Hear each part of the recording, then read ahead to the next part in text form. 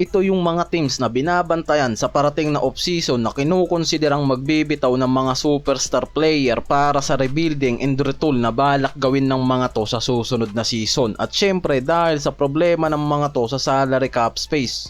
Last trade deadline pa lang talaga naging matindi na yung trade na yan na nangyari dahil sa mga superstar na pinalooban ng trade. Si Luka napunta sa Lakers, si Jimmy Butler bumagsak sa Golden State Warriors, si Zach LaVine napunta sa Sacramento Kings at itong si De'Aaron Fox napunta sa San Antonio Spurs.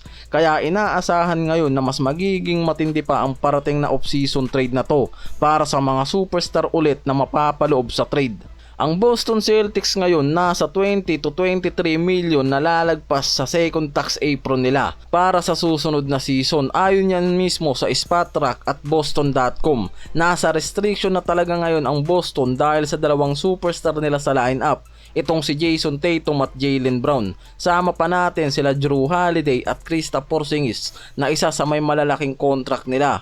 Yung tatlong may malaking salary sa Boston nasa projected payroll na kasi ng mga to na nasa 228 million na malayo sa luxury line at second apron na dahilan mismo kung bakit nagmumulta sila ng buwis at mabigat sa regulation.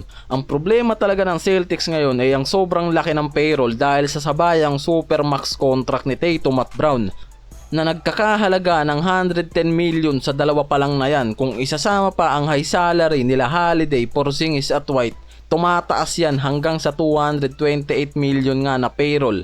Kaya kailangan talaga nilang magbawas para sa susunod na season. Sa report ng Last Word on Sports, sinabi ng mga to na walang balak ang Boston na i-trade ang superstar nilang si Jaylen Brown at Derrick White.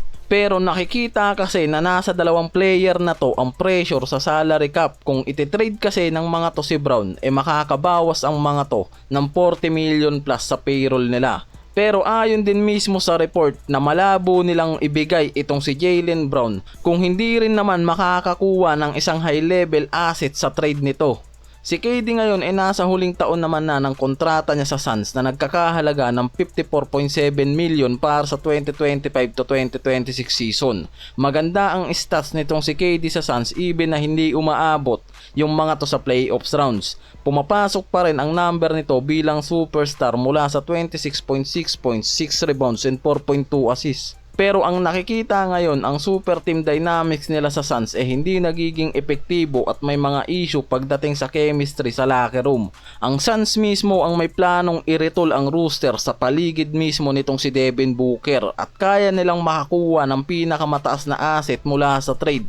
Ang problema kasi ng Suns mismo kay KD masyadong malaki ang kontrata nito pero failure naman pagdating sa super team at hirap makapasok kahit sa playoffs lang. At nakikitang may malaking problema rin to pagdating sa internal dynamics ng team. Ang Suns kasi walang balak i-trade si Devin Booker. Si Bradley Beal naman na may no trade clause pa ngayon na nagpapahirap sa Suns para matrade yan. Kaya talagang si KD yung natitirang may malaking salary contract na maaari nilang gamitin sa trade para sa retooling. Dahil makakatulong ang trade nitong si KD sa Suns para magbawas ng payroll at tax at bumaba ang Suns sa second apron.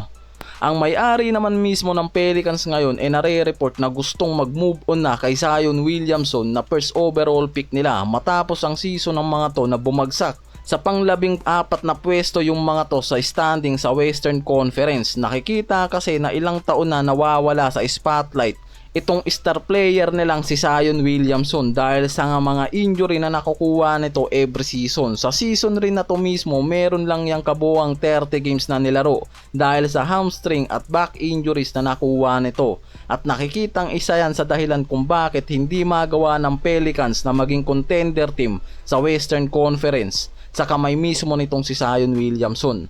At ayon naman mismo sa report ng Spotrac at Salary Wish, ang Pelicans nasa 21 to 30 million ang lagpas sa salary cap nila at malubhang apektado ang luxury tax obligation ng mga to. Isa kasi ang Pelicans sa may pinakamaliit na franchise sa Western kaya talagang bantay sarado yung mga to lalo na pagdating sa second apron nila. Kung ititrade kasi nila itong superstar nilang si Zion, posibleng magbawas yung mga yan sa malaking payroll at magbigay ng breathing room sa kanila. Dahil kung i-waive siya bago ang July 15 at hindi mag-guarantee ang buong salary, makakakuha ng malaking cap relief itong Pelicans. Maaaring bawasan ng Pelicans ang guaranteed amount at makatipid ng malaki para sa susunod na season.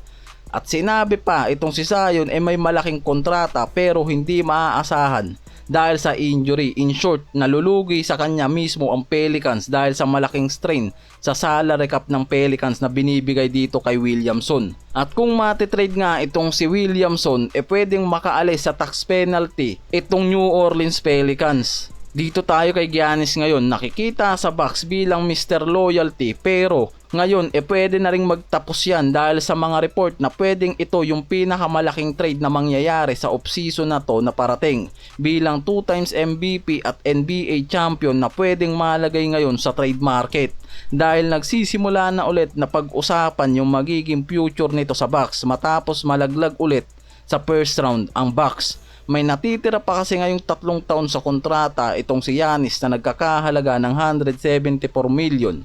At dahil dito mismo, kung gusto talaga ni Giannis na lumipat sa ibang team, kailangan niyang ipilit o siya mismo ang humingi ng trade sa Bucks.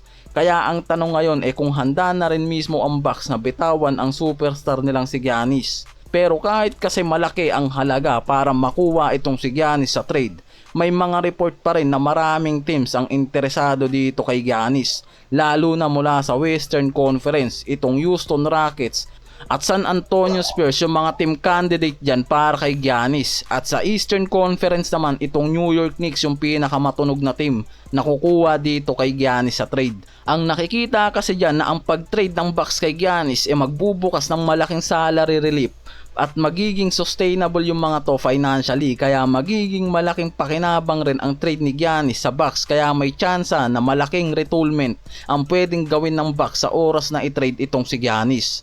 Ang Philadelphia 76ers, isa sa mga worst team sa Eastern Conference na nagtapos sa ika-13 pwesto na may record na 24 wins at 58 losses.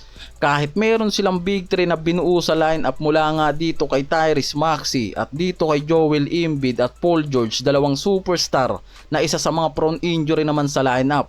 At nakikitang isa yan sa dahilan kung bakit hindi nagagawang makapag-contend nitong Philadelphia sa Eastern Conference. Si Paul George ngayon ang isa sa inaasahang magiging malaking tulong sa team. Hindi sa lineup dahil ititrade ngayon niya ng Philadelphia, yan yung nare-report.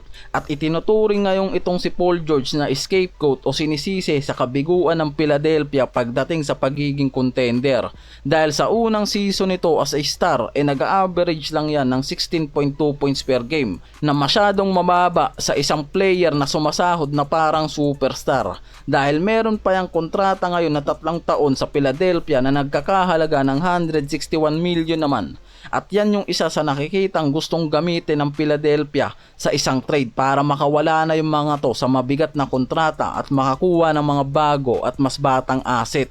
Dahil kung maititrade nila itong si PG, makakakuha ang 76ers ng malaking salary cap space para i-reset ang payroll nila at maging flexible ulit sa mga darating pa na trade at makakuha ng mga asset at draft picks para sa susunod na season nila at makapaghanda sa isang rebuilding.